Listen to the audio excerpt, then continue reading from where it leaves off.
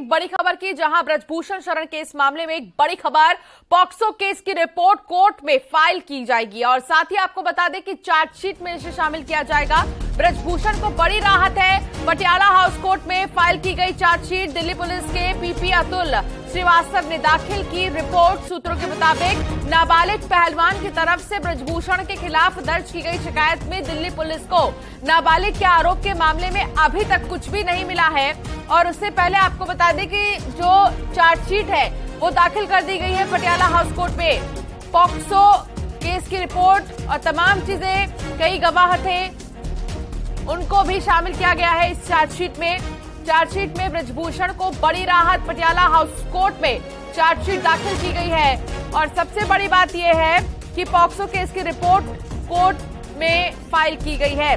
सुशील पांडे हमारे संवाददाता हमारे साथ जुड़ गए हैं। सुशील, क्या जानकारी मिल रही है? इस पूरे मामले में चार्जशीट दाखिल की गई है और इसमें क्या शामिल किया गया है, सबसे पहले तो ये बताएं। देखिए, सबसे महत्वपूर्ण बात जो मैं आपको बता दूं कि दिल्ली पुलिस की तरफ से 2 टीमें इस पूरे मामले में जांच कर रही थी। दरअसल ब्रजभूषण शरण सिंह पर 2 महिला जो पहलवान हैं उनके तरफ से आरोप लगाया गया था। पहला जो महिला पहलवान थी वो बालिग थी, दूसरा जो महिला पहलवान थी वो नाबालिग थी। पॉक्सो के मामले में फिलहाल दिल्ली पुलिस ने आज ब्रजभूषण शरण सिंह को एक बड़ी राहत दी है। ब्रजभूषण शरण सिंह के खिलाफ जो पॉक्सो के तहत मुकदमा चल रहा था कोर्ट में, उस मामले में क्लोजर रिपोर्ट फिलहाल दिल्ली पुलिस के द्वारा दाखिल किया गया है। दिल्ली पुलिस ने अपने क्लोजर रिपोर्ट में सीआरपीसी के प्रोविजन 173 के तहत पॉक्सो का जो मुकदमा ब्रजभूषण के खिलाफ दर्ज किया गया था उसको रद्द करने की मांग की है। कोर्ट में दिल्ली पुलिस की तरफ से यह कहा गया है कि नाबालिग महिला और जो नाबालिग पीड़िता है और उनके पिता के कंसर्न से फिलहाल यह स्टेटस रिपोर्ट दाखिल की गई है, जिसमें दोनों के द्वारा बयान वापस लिए गए हैं और इसकी जानकारी कंसर्न कोर्ट को दे दी गई है। इस पूरे मामले पर अब 4 जुलाई को जो पॉक्सो की कोर्ट है वो सुनवाई करेगी और इस पूरे मामले में जो ट्रायल होगा वो देखा जाएगा। पटियाला हाउस कोर्ट में जो फिलहाल रिपोर्ट दाखिल की गई है, यानी कि जिसको क्लोजर रिपोर्ट कहा जा सकता है, उस पर कोर्ट यह तय करेगा कि महिला पहलवान के द्वारा जो आरोप बदले गए हैं उसके पीछे वजह क्या रही है।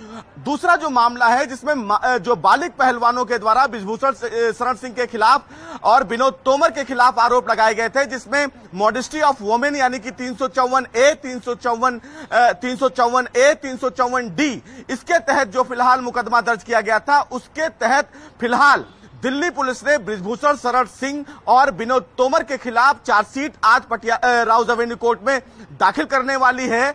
अपनी चार्जशीट में फिलहाल ब्रजभूषण सिंह और साथ ही साथ विनोद तोमर को दिल्ली पुलिस ने आरोपी बनाया है।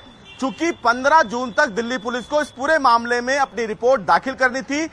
जो राउज एवेन्यू कोर्ट में चार्जशीट दाखिल की गई है उसकी जो फिलहाल अगर पूरे चार्जशीट की बात करें तो वो लगभग 1000 पन्ने से ज्यादा फिलहाल जो चार्जशीट है वो दाखिल की गई है। साथ ही साथ एक पेनड्राइव भी कोर्ट को सौंपी गई है जिसमें अब तक जो बयान दर्ज किए गए लोगों के। सुशील, एक जवाब शॉर्ट में, जो धाराएं लगी हैं ब्रजभूषण शरण सिंह पर, उसका मतलब क्या है और उसमें क्या सजा दी जाती है या उसमें क्या राहत मिलती है?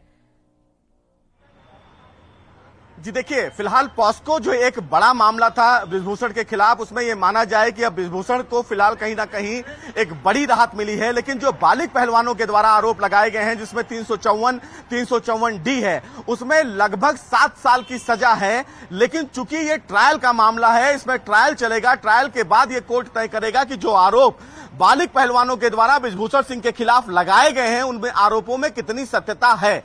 अब तक की जो दिल्ली पुलिस की जांच है, उस जांच के आधार पर 1000 पन्ने की चार्जशीट फिलहाल राउज एवेन्यू कोर्ट में दाखिल की गई है, जिसमें दिल्ली पुलिस ने अब तक हुए जांच में अपनी पूरी जानकारी फिलहाल उन्होंने कोर्ट से साझा की है कि कितने लोगों का बयान दर्ज किया गया है, किन किन लोगों से इस पूरे मामले में जांचीज पूछी गई है। लेकिन मैं आपको इससे पहले भी बताऊं कि देखिए, इस पूरे मामले में जो डेवलपमेंट है वो ये है कि दिल्ली पुलिस ने राउज एवेन्यू कोर्ट में भी चार्जशीट दाखिल कर दी है। आप देख सकते हैं कि यहां पर दिल्ली पुलिस की जो टीम है वो अब हो सकता है कि वो कोर्ट से बाहर निकले, क्योंकि साफ तौर से बाहर लगातार मीडिया का जमावड़ा है। लेकिन ये देखिए, दिल्ली पुलिस के तमाम जो अधिकारी हैं वो यहां पर पहुंच गए हैं। साफ तौर से इस पूरे मामले में कहीं ना कहीं एक बड़ी राहत है। फिलहाल प्रकाश को बुलाऊंगा कि इस पूरे मामले में जो हमारे कैमरामैन है, आप देखिए, ये फिलहाल इन्वेस्टिगेशन करने वाली जो आईओ हैं वो फिलहाल यहां से निकल रही हैं। आईओ साफ तौर से इस पूरे मामले में जांच हुई है। मैम एक बार बताएं कि फिलहाल क्या रहा अब तक की जांच में? आपने एक पेनड्राइव भी सौंपा है, कुछ जानकारी दे सकती है क्या? मैम क्या डेट लगी है कोर्ट की? फिलहाल क्या डेट लगी है मैम? मैं कुछ नहीं बोल सकती।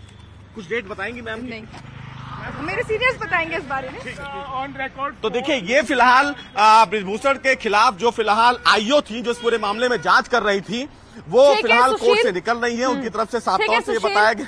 बहुत शुक्रिया जानकारी साझा करने के लिए सुशील।